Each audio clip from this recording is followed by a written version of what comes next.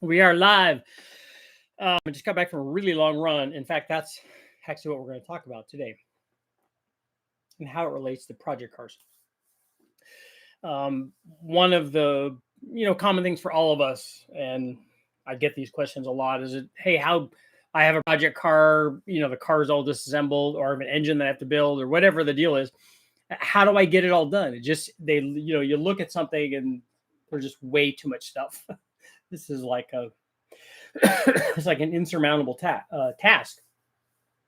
And it dawned on me today while I was running. I went out and did a run that I'd never done before, and it was cool, except it wasn't, because for most people running is not good, and I'm no different. I've been running all of my life. Ran from the time that I was a little kid, back when I was young. I remember far back as grade school that when I would go to school, we would get to the edge of this little line that went out, that delineated where the school part was, and the classrooms. It looked like if you looked at it from above, it looked like a tape recorder. It had two big reels, and then the office was in the center, and so it looked exactly like an old school tape recorder. And they had a line where there's no running in the halls. After that, you could go run. So every morning I would come to school, and back then the girls used to chase the boys. And so from that line, like every, before school and for every recess at lunch, it was like, as soon as I hit that line, I had to take off running, because then there were girls chasing you. And that just was the way that it was. I mean, back then we had monkey bars, and we used to do, cherry drops off of those things and stuff. And, we had swings where we would jump out backwards and do flips forward, and, all kinds of stuff. And then, but from that early age, I was running all the time, and I was outside all the time. We were climbing hills and catching snakes and frogs and stuff. And then, back then they had the presidential physical fitness test, and I remember doing very well and getting my patches year after year on that. And then ran cross country and stuff in school. And so it's one of the things that I do to stay in shape. And so I go run, but, and the reason I'm telling you this is because I'm going to show you how it translates to getting project cars done. Because while I was running, I realized that this is the same thing. And it's basically just a mindset. So when I'm running, obviously during the run, you feel terrible, especially people that don't run. Some people run and they get in the zone, and you start feeling good. And I do that. At the beginning of the run, I feel terrible, because my mind is telling me, hey, look, we don't like this. We don't want to be doing this. So I'm going to raise your heart rate. I'm going to make everything feel bad, because we don't want to be doing this. So we want you to stop. And so it tells me that. And you just go through that, and then it eventually goes, oh, okay, well, I guess we're going for a run. So we're going to relax, and you can go run and enjoy it. So the beginning part is worse for me. The middle part is good. The end gets harder, because you've been running a long time and you're finishing up, and your heart rate's been elevated for a long time. So the end of it's hard. But for a lot of people, this whole thing is difficult. And I don't know if you guys are like me, but when I was young, and even now, if you're doing something that you don't like, whatever it is, running or whatever it is, my mom always told me, well, just think about something else. And that's good. That's amazing advice, actually. I don't know if she knew the science behind it. And so while I was running, I'm dissecting the science behind this. And what it does is, when you're running and you can actually think about something else besides how terrible you feel, time goes by. And so I look at all of this in time segments. So what I recommend to people when they're doing this is that if you're out running, or you're swimming distances, or you're doing anything that's, takes a long time and it's an exertion and all that stuff, is that if you honestly think about something else. So one of the things I recommend with social media going on right now is, if you can stop and think about a comment that you got, or that you made, that you didn't like, or that you did like, and while you're running or you're doing this exercise, think about how you would, if you got a comment that somebody said something that you didn't like, think about how you would respond to that comment. Work it out in your mind while you're running. Work it out in your mind about how you would respond to that. What's the perfect response? What's the ideal? What's the best response to that? And then go deeper than that and go, okay, well, if I said that, then what are they going to say back? So now if I alter what I'm going to say, that gives them not the opportunity to do that, and really go down that rabbit hole and do the back and forth. Essentially, you're having an argument with yourself, kind of. And I do that all the time. And here's why I recommend that you do that. Doesn't have to be that. Could be anything. Sometimes I think about complex problems. I think about stuff that I have to get shipped out. I think about changes that I want to make to the to my YouTube, things that I have to get done to get the next test done. It doesn't matter what it is. What it matters is that it's a period of time. So while you're running, you have this timeline. You have the beginning and the end, and in the middle there, you have a certain amount of time. And so what you've done is you've taken away a time block. So if you were thinking about something else, and you were actually thinking about that other thing, and especially if you're thinking about it, in depth, what you've done is taken a section out of that timeline and removed it. And now the timeline is shorter. So the time that you're feeling bad has been reduced. Because I guarantee you that if you're thinking about something for, let's say you're running for 10 minutes and you think about something like that at that level for a minute, during that minute, the little voice that's inside your head it will be silenced. You will not feel bad. You will not feel things. Your legs won't be tired. Your breathing won't be, you won't feel your heart rate that's too high. None of that stuff will happen. You'll be thinking about that thing, about what that knucklehead said on social media, and what you're going to say to them, or what you would do to them if they were in person, or whatever the thing is you're thinking about. You're going to be thinking about that. And for that period of time, that you won't feel bad. In fact, what happens more often than not is you'll be running, or this is what happens to me. I'll be running, and then I'll come out of that thought process, come out of that haze, and go, oh, wait, I'm already, because you'll keep running and you'll keep breathing, and all of those normal things will keep happening.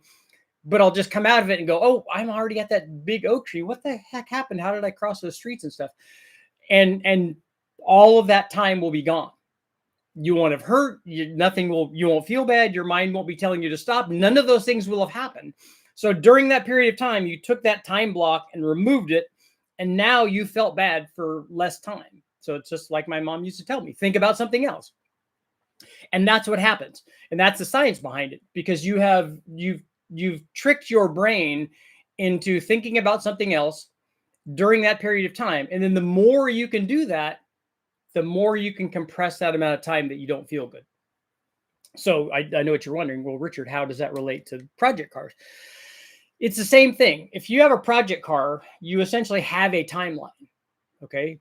If you were to stop everything else that you're doing and work nonstop on this project car, whatever it is, I'm building an engine, I'm putting a whole car together, I'm rebuilding transmission, whatever it is, you have a beginning and then you have an end when it's done. And in that period in there, you have a timeline. If you have multiple things to do, this is what makes the project cars oftentimes seem insurmountable. There's too much stuff to do. You get overwhelmed. Your brain says, I'm not doing any of this. It's just way too much. I'll never get it done. And that's what we tell ourselves. Here's what I do is, let's say I'm putting an engine together. I'm like, oh man, I gotta disassemble this thing. I gotta clean it. I gotta figure out what parts I need. I gotta order all that stuff. What I do is I tackle one thing at a time.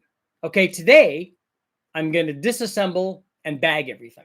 Or today I'm going to let's take one portion of the engine rebuild. Let's take one portion of that. Let's say I'm going to do the heads today.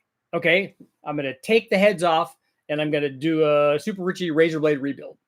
So instead of completely rebuilding the motor, you're doing that one thing. So just like we do when we're running, we're going to take that one thing and remove it from our timeline. And we're going to forget about all the rest of the timeline, that insurmountable part of it. That's why it's insurmountable. It's just too big. It's too big to deal with. But now we've taken a small portion of it. We've taken the cylinder head. And now the beginning and the end is much smaller. And so what you're going to do is focus on that. And what I do is I like to make a list of things that have to get done. That does two things. I like checking off the things off the list. It's just me. But also, it gives you an idea of all of the steps that you're going to have to do. And invariably, when I'm doing this, I always add things to the list because there are other things that should have been on the list. And that way I get to check more things off, and more checks that you got done. That means you did more stuff. But it also, so that you don't skip steps and you don't forget things, and it tells you what you're doing, and also that you might need to get other things going. So on the cylinder head, okay, we're gonna disassemble it, we're gonna clean it, we're gonna do easy off on everything, we're gonna swap the springs, we're gonna put lapping compound on there and use a drill, and we're gonna make them so that they all have a good contact pattern so they seat a little bit better. We're gonna do a razor blade on the deck surface, the Super Ritchie machining. We're going to do all of these steps. But today, maybe today and tomorrow, we're only going to focus on that. Right now, we're not dealing with the whole rest of the motor or the whole rest of the car. We're going to do only that. And the reason that we're doing that is because human beings, we want we want the little pat on the back. We want to be called on in school. We want the girls to notice us. We need positive energy in our life. And getting something done is that positive energy. If all you look at is all these things that we didn't get done, there's no motivation for that. But if you segment it, take this thing out of the timeline, push the timeline out of the way, get this thing done, and it's not an insurmountable amount of stuff. It's a manageable amount of stuff. And then we can get this done. That gives us incentive now to do one more. Now we bring our big timeline back, take out another little thing out of that timeline, push the timeline out of the way, and do the next thing. Maybe we got to take the intake manifold off, and maybe we got to clean it all out because it's an LS intake manifold and it's full of oil like all of them are. Or maybe it's a Gen 3 Hemi intake manifold and it's full of oil and valve parts because the motor let go and deposited everything in the intake manifold, and now we got to clean that out. That's another little thing that we can get done, and we can get this done today. And that's the only thing that we're going to do. And we make sure that we get that done and we get this positive reinforcement. And for you guys, this is all stuff that I thought of while I was running to get rid of big blocks of time so that I didn't feel terrible while I was on this really long run. And that works too. But it also works for project cars. And so like I said, we need that positive, we need positive feedback. And the way to get that is make this gigantic timeline, make it manageable. Take a block out, push everything aside. I'm just going to get this done today. And this is definitely doable. And I'm going to make this happen. And I know that I can get this done because this is only an hour or 2 hours or whatever it is.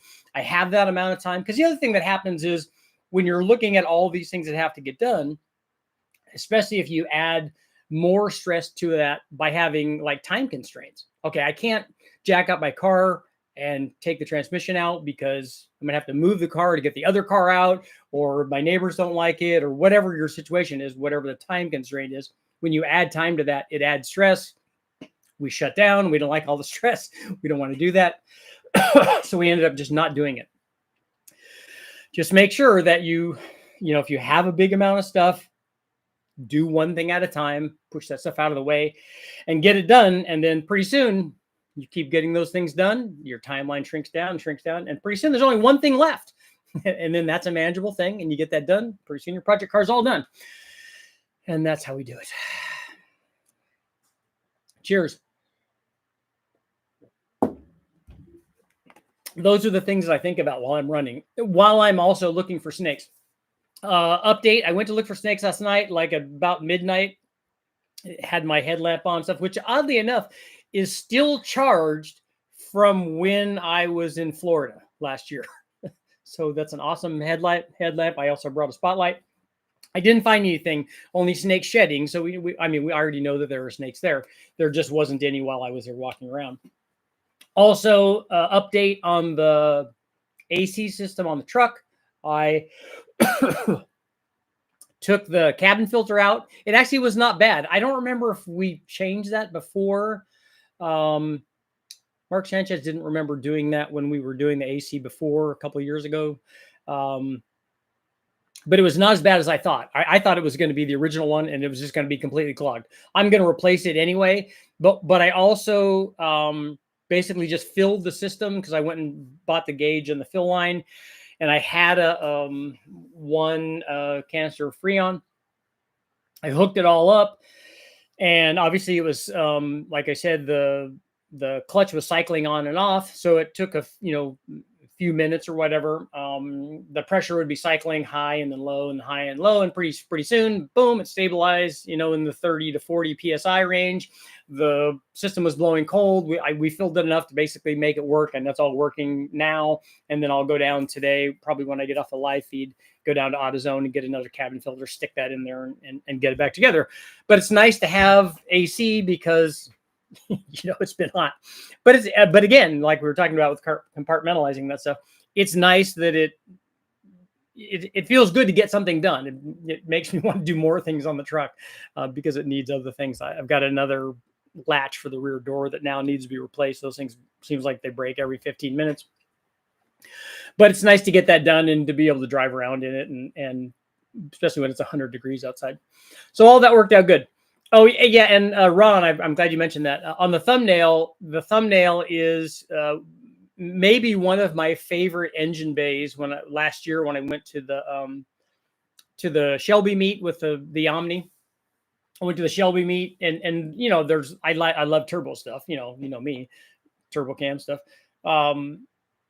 So I like all the turbo motors there, but this is maybe one of my favorite engine bays of all of the cars that were there. I love the turbo stuff, but they just don't look as cool, I don't think, as this one did with the side drafts on it and stuff. It was a PT Cruiser or an SRT4, one of those double overhead cam 2.4 liter motor swaps in it, but it was NA and it had side drafts on it and you had a distributor and it was all.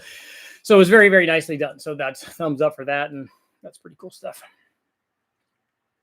Try to keep my projects running the whole time that I'm working on it. That's nice if you can do that. According to some, we cheated death every day on the school playground back then. Yeah, there were some things, kids breaking their arms and things, but we always thought of that as kind of normal. Not everyday people were breaking their arms. I'm just saying that it did happen, but it happened so rarely. And, it was, I don't think it was a function of the apparatus things that we have to play on. So I think it's just, some kids that's going to happen to. What do you think is the most overlooked part of a project car? Project car is a pretty broad definition. So that could be anything from needing everything, like it's a basket case and it doesn't run and you have to, if it's just a get it running thing, I like those because then just getting it running, that's a success. But then a lot of times you like with the Nova, you can get it running, but it essentially needs everything else too. Unless you source decent food, it's easy to not run function worth a damn. Talk about running fat on 7 cylinders. Asbestos shingles and lead paint. Yeah, Richard, I'm with you. I still have a painting that I did. Yeah, still here. It's fading a little bit, but still a painting that I did when I was in kindergarten. And in fact, I showed it to my kindergarten teacher and to her daughter, who is now also teaching. And she was very excited. Richard, I'm with you on the mindset thing, especially as a runner myself. Have you read the David Goggins book yet? First one is hard if you're a father, rough childhood, but all about mental aspects. The mental game is the important thing. Everything else follows that if you don't have the right mindset. The most overlooked part is the total cost. Well, yeah, we all lie to ourselves about that. About, hey, look at this. This is cheap. Is it really?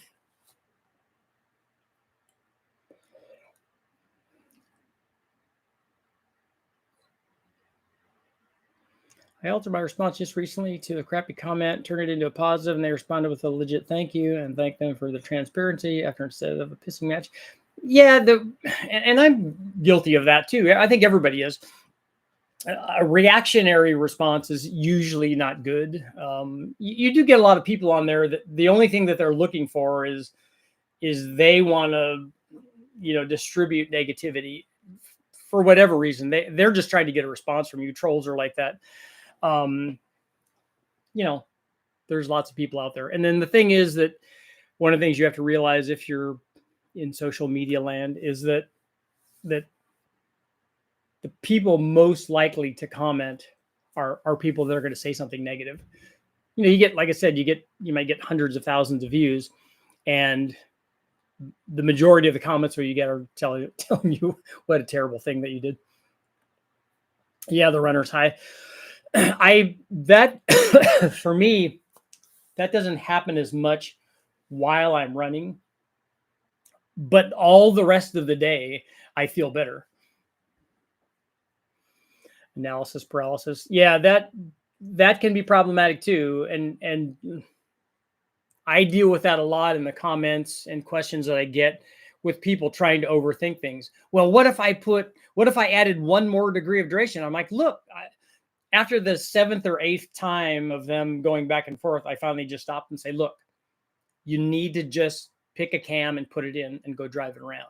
You need to stop this.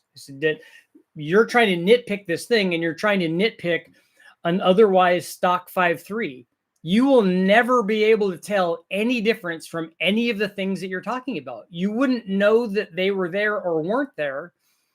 It doesn't make any difference, but it makes a difference when you keep asking questions and agitate people and are not putting the camshaft in your car and going and driving it around. Because you'll never notice any difference. Just go get it done.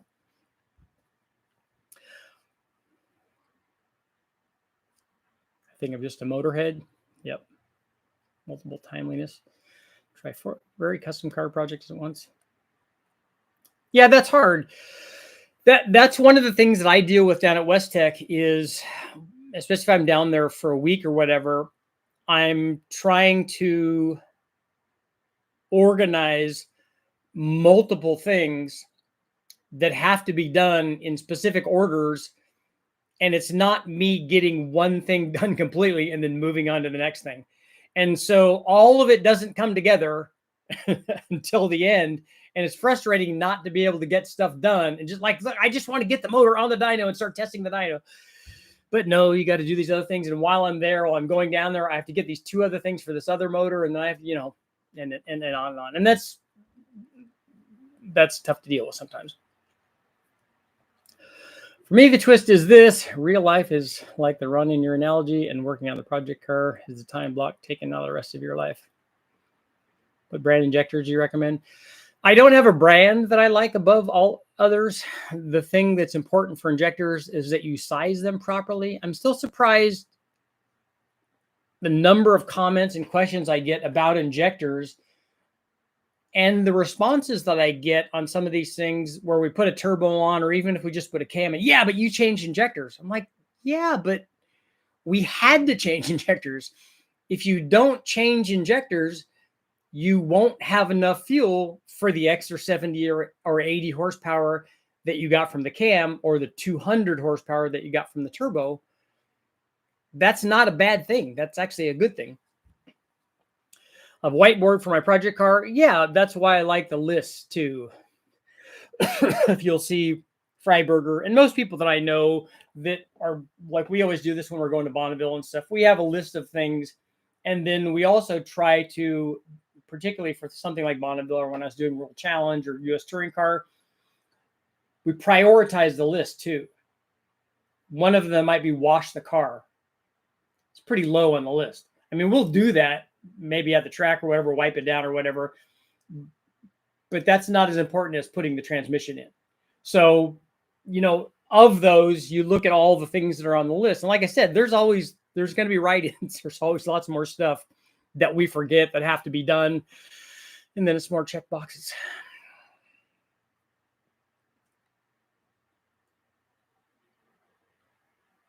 $90 is because that's the time I have been dropping the kids off and start working. Yep, you got to time manage. That's important.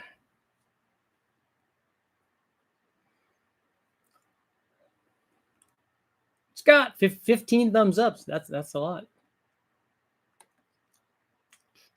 Biggest obstacle is working full time, paying bills, super inflation, parts not available.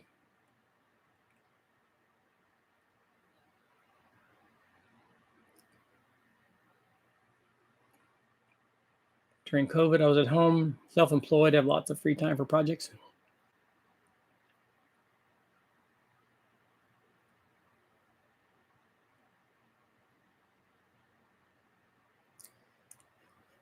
New build, Ford 6-liter, new 80E, new Circle D. Can't get it to idle without surging. Stalls when in gear and doesn't have fourth and fifth gear. Thinking my trans went out. I don't know what you mean by thoughts, as ever. The cheat is to jumper the AC relay to force the compressor to run and pick up the Freon. All we did was turn the AC on high. Start the car, turn the AC on high, plug in the charge, and it just has to run for a few minutes, and then it cycles, and then pretty soon cycles less, and then it gets into the range. You're like, okay, it's good, and now it's blowing cold air. It's awesome. My biggest stumbling block is free time. Time is the most valuable commodity.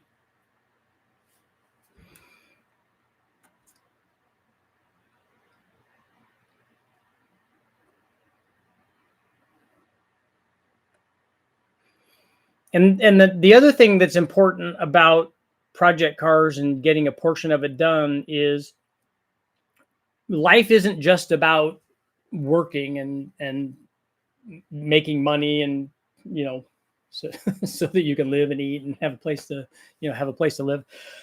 You have to do things for yourself.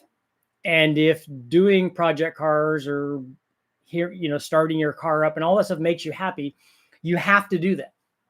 Human beings need that. And so it's important for you to schedule time for that. I use a note-taking app instead of a whiteboard. It's pretty handy because it syncs up across multiple devices. As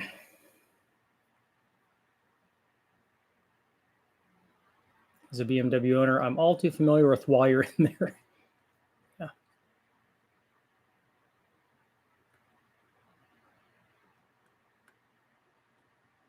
Hopefully your wives don't sell the cars for what you said you spent on them.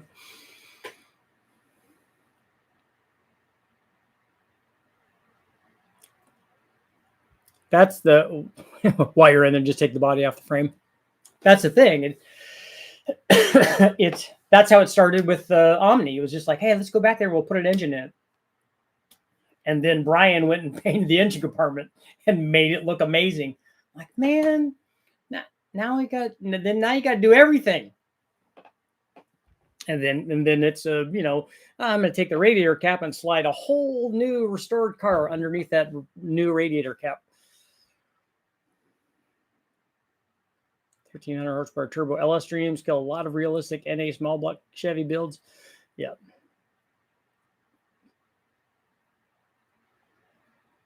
For my F body, while I'm in there, just going to bite the bullet and drop the subframe.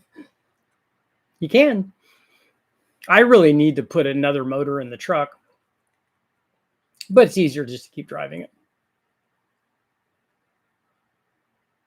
My advice is always have a low dollar build project running. Yeah, and all of the builds that you do, if you're doing multiple builds, can't be at the same difficulty level or the same expense level.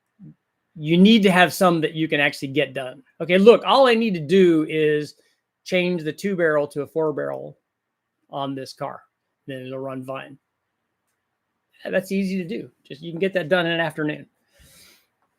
It can't be, all I got to do is take the engine out and get all the rust off, change the transmission and the shifter and the rear end and the drive shaft and the brakes and the suspension. They all can't be that. This past week, I took my 83 SRT4 swap Shelby Charger. That's kind of what this one is. I don't remember what year it is. Around the block for the first time since the swap.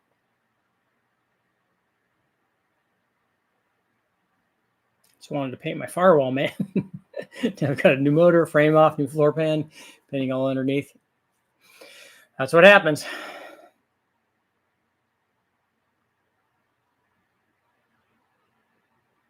B&R, that's a good deal then.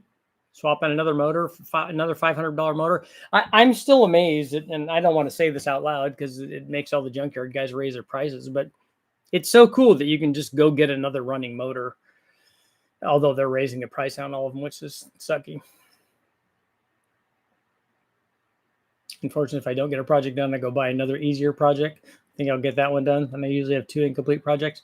That's the thing. We always go look at how cool the next project is rather than getting the project done that we want.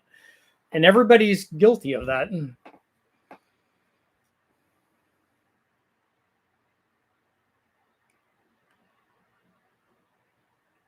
Is a 3rd gen Camaro LT1 worth rebuilding? Yes. Every engine combination and car combination is worth doing.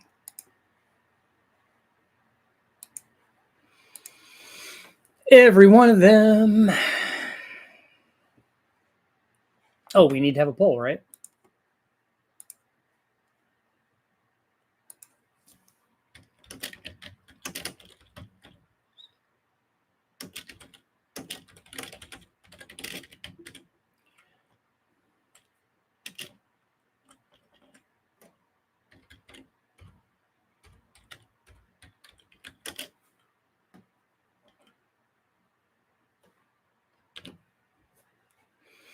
Do you make a get it done list for your project car?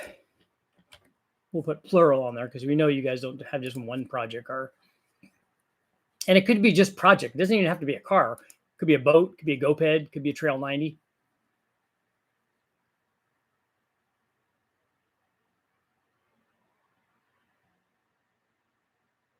I feel myself working on a project car for 2 weeks and edit it to 45 minutes while I get the time back. Yeah, that's time travel. How many miles can you get out of an LT1 small block? Hundreds of thousands if it's properly cared for.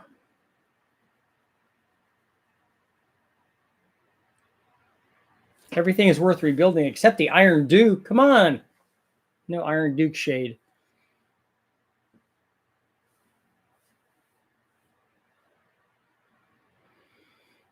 Searched all over for a 454 Gen 6. Took 1 month and I was 6 miles away and a huge 1-ton boom bucket truck. Popped a battery in it. And it took off running. Nice. Winning. I like those motors too. I like those Gen 6s. Make the list and ignore it. Or make the list and then lose the list. And the number one thing that I put on the list is make a list. It's another thing to check off, right?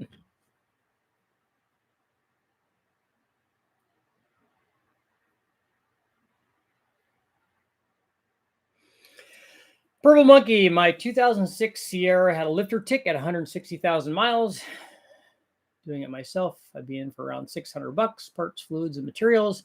Found a 5.7 LS1 with 80,000 miles for $1,000. Did that and sold my 5.3 for $300. Nice. A lot of guys wheel and deal like that, buy the vans and stuff with the engine and transmissions, and use both of those for project cars, or take that stuff out and then sell the van for what they bought the van and get a free motor. It's all good stuff. What's the best OptiSpark besides OEM? I don't know. I've not done any testing on the other ones. Just make sure that you get one that has the drain holes or the breather holes in it.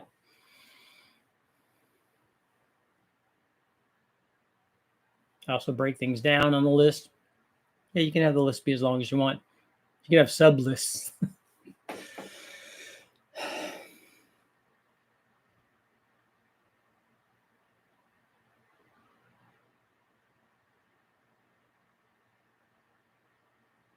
I know the weight to gain wouldn't be worth it because you use a rotary engine as a supercharger.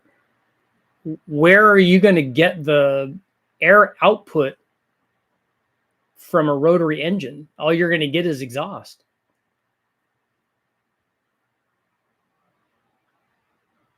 Metro was my cheap one until I ordered $1,600 worth of pistons and $600 rods and $1,400 in headwork. That's an expensive Metro motor, but it's a good one.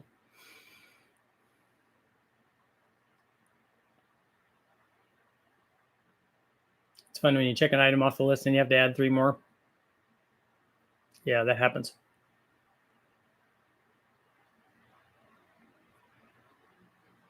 Primary list should be just to get it running. Secondary should be button up. That's the thing. You have to, when you're doing these things, you have to be realistic about like what your goal is. A running project car is way better than a non-running project car.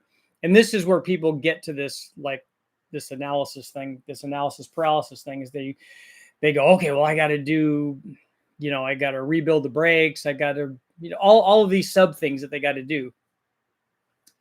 Get it running. Get the thing driving.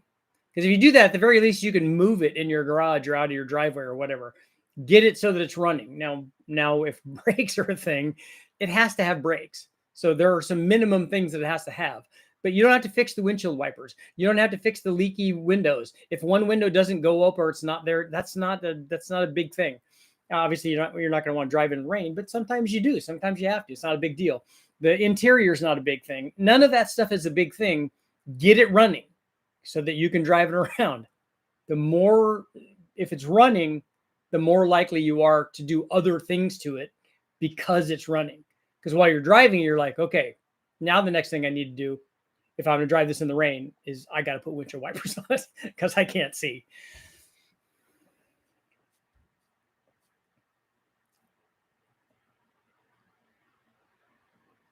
How difficult is to convert a 99 Firebird auto to manual? Is it worth it? I would say no. I would say you'd be better off selling that car and then getting a manual trans car, because the amount that you would change, depending on your wheeling and dealing, is going to be less than it would be if you had to buy all that stuff.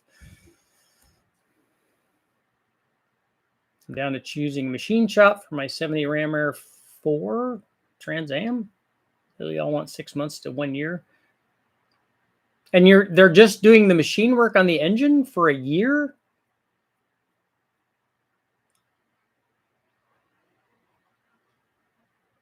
Get it running and tack all the maintenance. That's what I did on the Metro. Was actually already running when I bought it, so I was happy about that. It wasn't running very well, but all that stuff was pretty easily fixed. And I just got it so that we could run it on the chassis dyno. It has a lot of other problems. Using it as a compressor, spun off the crank and snout to snout.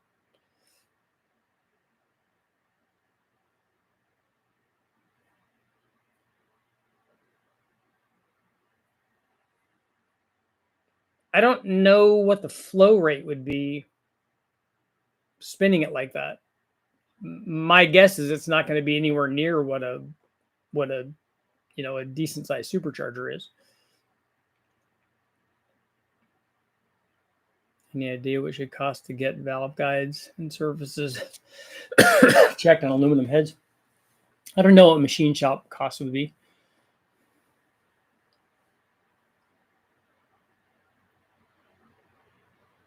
Do you need to run premium fuel on a mild cam LS1? I run regular and premium. I don't notice the difference. It depends. I don't know what your tune is. I don't know how much timing you have. I don't know if you have all of the timing. In most cases on an LS, if you're running between 180 and 200 degree water temperature, and depending on where you're getting your air into the motor at, if you're getting ambient air, that's better. Usually you can't run full timing in the car to where the motor would make maximum power, unless you run good gas in it.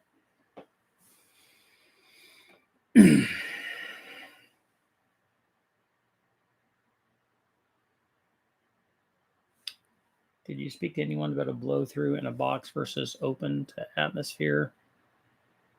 I was under the belief that the blow through in a box made a stock car much more likely to be drivable on the street? You can try that and see how it works.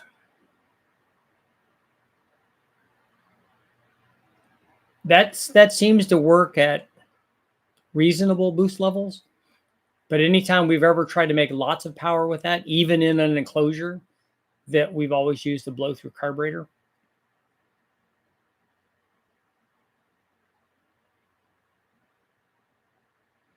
Likely choose an HRA Pontiac time super stocker in Illinois and multiple machine shops that compete each task that they're hired for. Okay. Are you making the motor so that it's a stock eliminator motor or super stock, or are you building it for that, or is this just something you're putting together? I mean, it's a Ram Air 4 motor, so it's amazing already, but driven like a direct drive Pro Charger. Yeah, but the rotary motor is not going to be very efficient at being a supercharger, I don't think.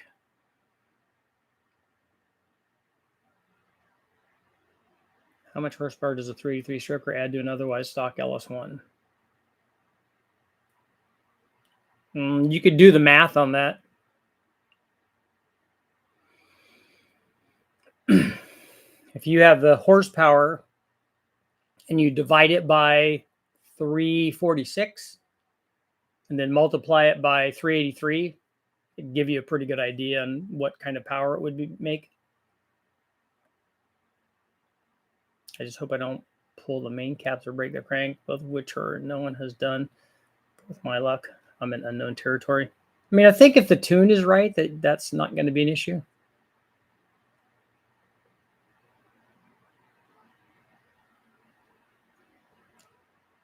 650 to 700 NA.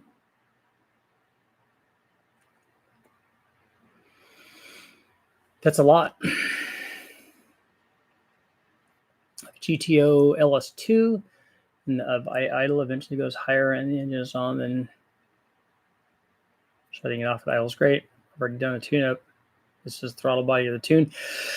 I don't know. I'm the wrong guy to ask. I don't do a lot of factory EC or any factory ECU stuff. I don't do any of that on the dyno, and I don't do any of it on the chassis dyno because I'm not a tuner.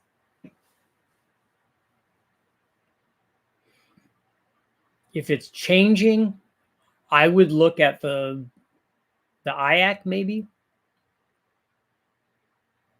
If anybody else wants to, if there's any stock tuner guys that want to chime in there.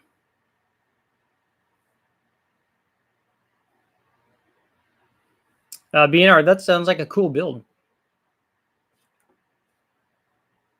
I likes me some Pontiac stuff.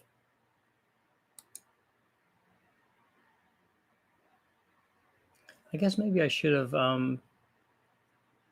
There should be the word "you" in there. Do you make a get it done list for your project car? Right now it just says "do make." It's like I'm giving orders.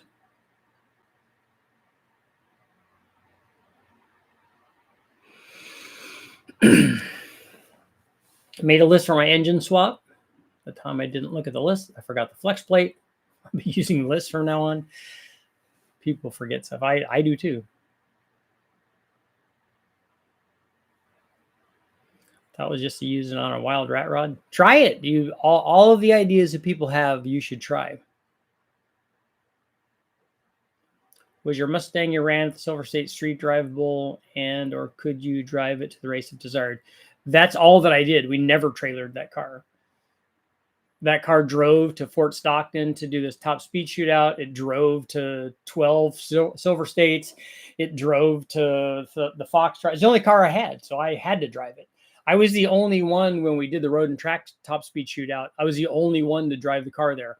The only other car they drove there was a stock NSX because the guys from Honda or Acura, gave them the car like they do for all the magazines.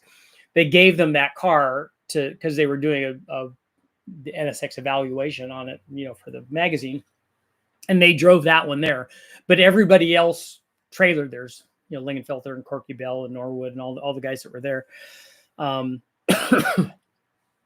They asked me when I got there, they asked me where where's your trailer and where's your rig? I said, this is it. I said, look at the back seat. They gave us shaved and x-rayed tires so that there wouldn't be a problem at speed.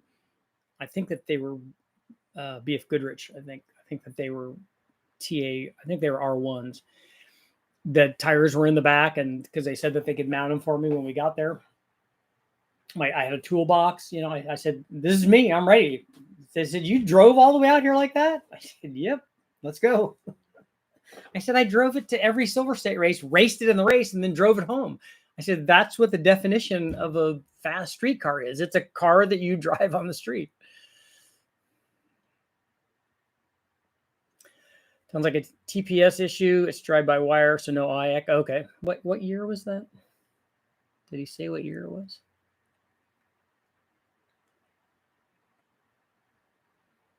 Probably stay NA, Richard. I want 10,000 reliable.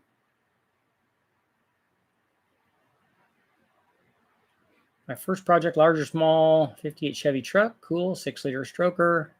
Tackling proportions to completion and moving on. The totality is overwhelming. Rust repair. Engine and trans sitting ready to go. That's good. Again, compartmentalize. Get one thing done. Hey, today I'm going to attack rust, or even on the rust thing, depending on how many spots of rust there are, I'm going to do floor pans. I'm going to do fenders. I'm going to do battery tray, whatever the thing is, get all of those done. Or put them all on the list as separate things and then get them done. That way you can look at all that success. Yeah, Eric, I'll be on tonight too.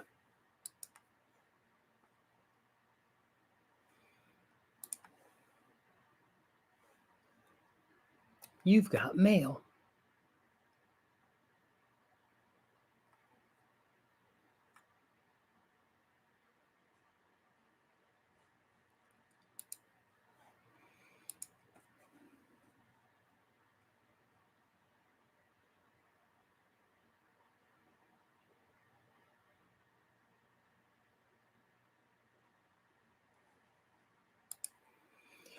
You've got mail. All right, Eric, we'll see you later. What are the main causes of blow-by? My 94 Camaro Z28 has bad blow-by where oil shoots from the dipstick. Should I keep driving it?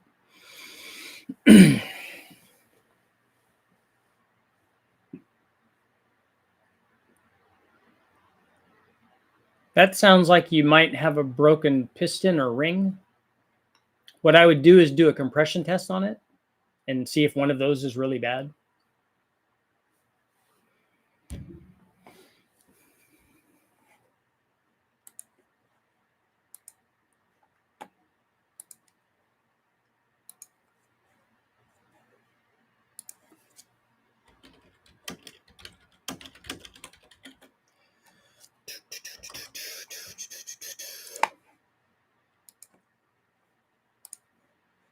Rev up your engine.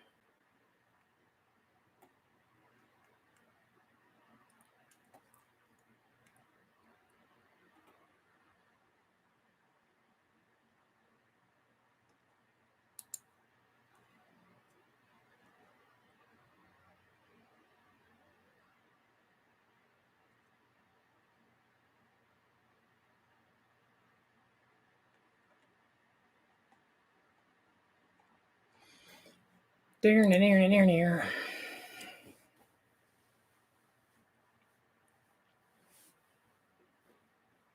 Yeah, blow-by is, if it's excessive, it's not good. You're putting pressure down in the crankcase, and that's what's forcing the oil out.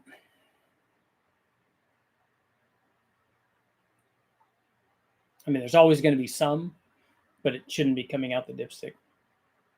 Do you have a clogged PCV system where it's pressurizing the crankcase and not getting out? That could also be a possibility.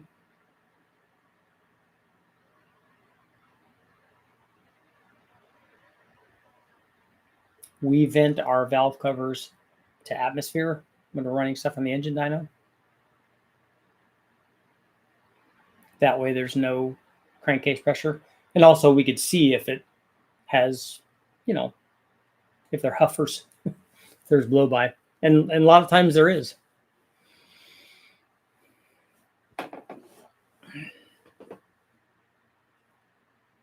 Not surprising given the junkyard nature of a lot of the builds.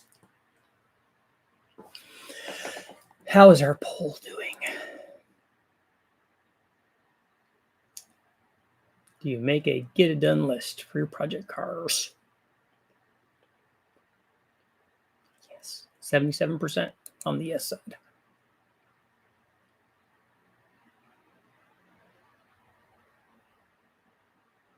I was disappointed last night that I didn't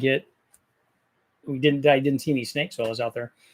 I did see some people out there parked that obviously didn't want somebody walking around with spotlights, but that's okay. You know, young people out there making out. They're like, what's this fool doing?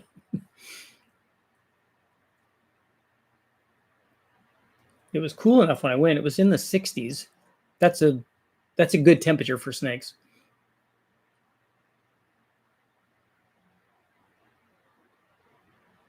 A lot of people think that snakes like hot weather. They don't.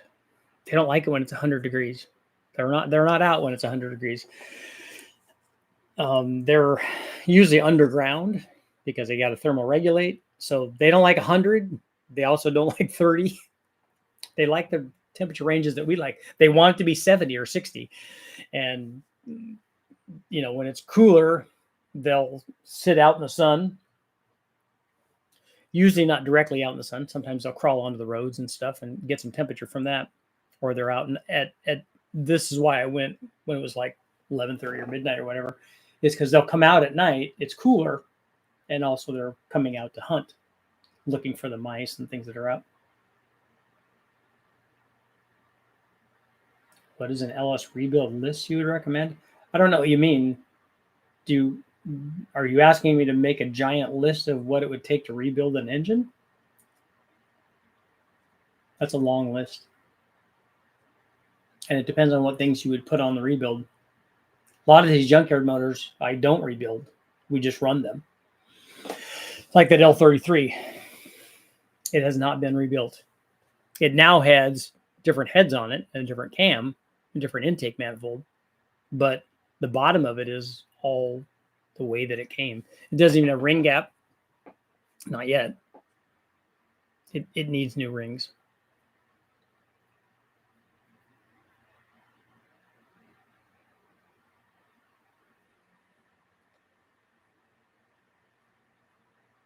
It needs some love. If nothing else, another set of rings that are gapped. Got some Gapperoni pizza.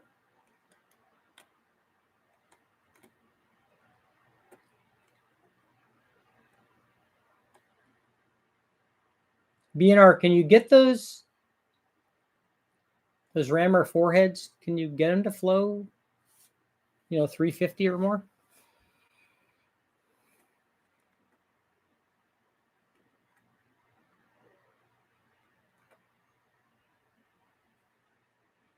Stock bottom ends are that strong. Well, we've made 1,500 horsepower with the stock bottom ends. So the stock bottom ends are plenty strong.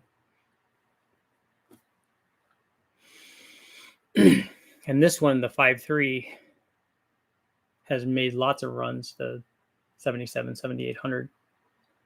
I mean, it had a couple 100,000 miles on it when we got it from the wrecking yard. And it's got more than 500 pulls on it already.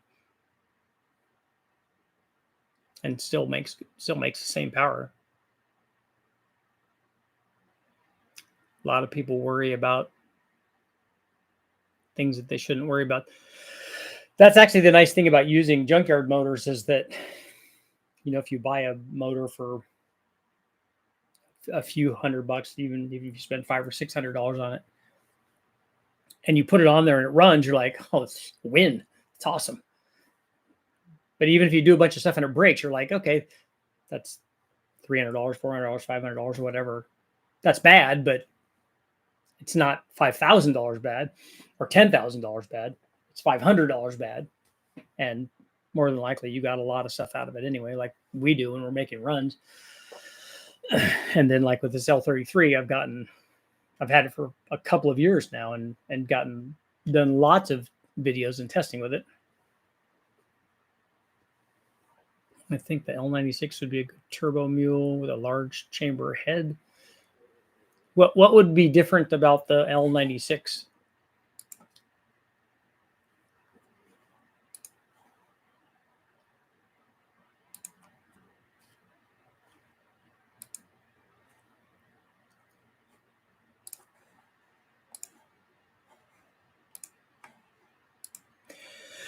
Live streaming.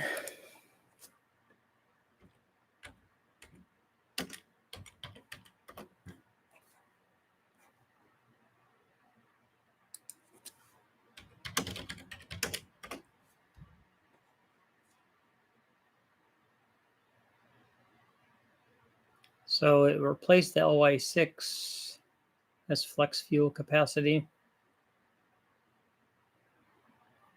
360 horsepower, 9.6 to 1.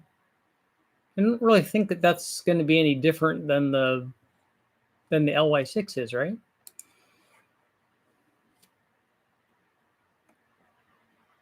Any 6-liter, yeah, an LQ4, an LQ9, any of the rec board headed stuff, all of those are good choices.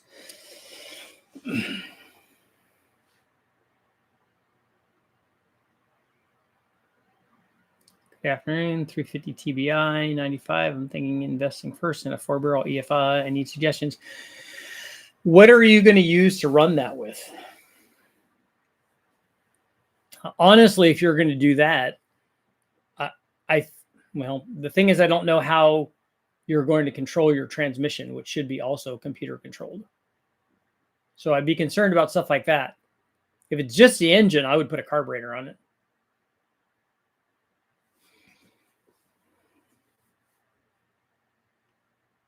We've done TBI motors, and if you take the TBI stuff off and put a 4-barrel quadrojet or almost anything on there in a distributor intake manifold, it picks up a lot of power.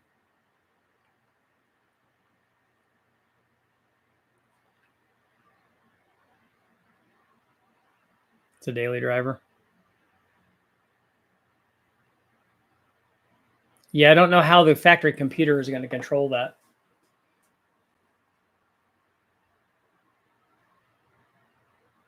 It won't be able to control, I don't think. It won't be able to control an aftermarket 4-barrel EFI setup.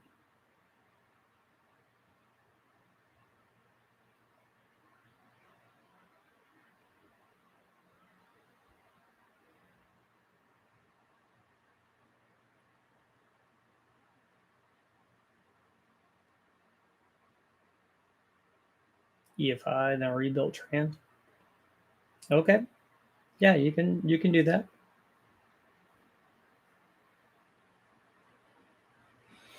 I don't know about the rebuilding the trans. I'm just worried about of controlling the trans, because I'm sure that it's a 95 that's going to be a 4L60 or a might even be a 700 R4 or something.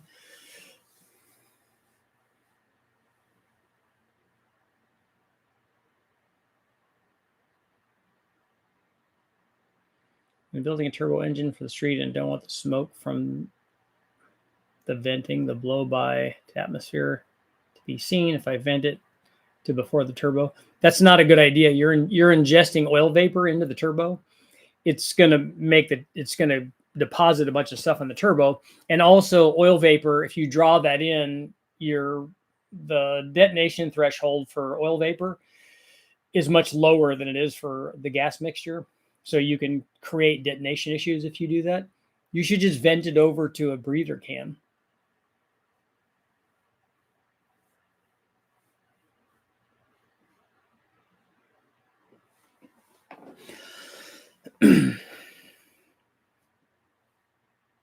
Erwin, you can get a non-computer controlled transmission if you're wanting to do that. Get a non-computer controlled 4L60 or 700R4 if you want to overdrive trans. And then a carbureted small block works good. Or you could do some, I don't know if there's some of the EFI stuff might do trans control, but it's not going to be inexpensive though. And I just don't think you gain enough from it for that.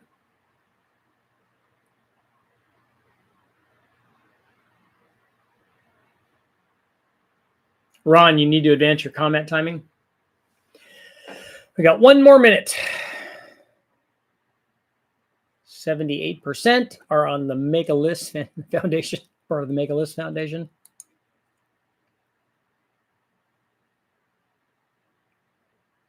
And if you guys have not done it, go look at the thumbnail. It's kind of awesome. I told them I had engine bay envy because that thing was pretty nice looking.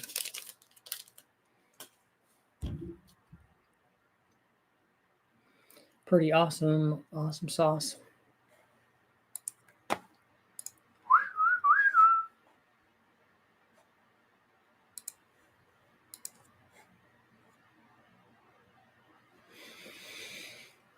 And on that note, it's time to go. But I'll see you guys all tonight. I'm working on another video that I hope to have up today before then.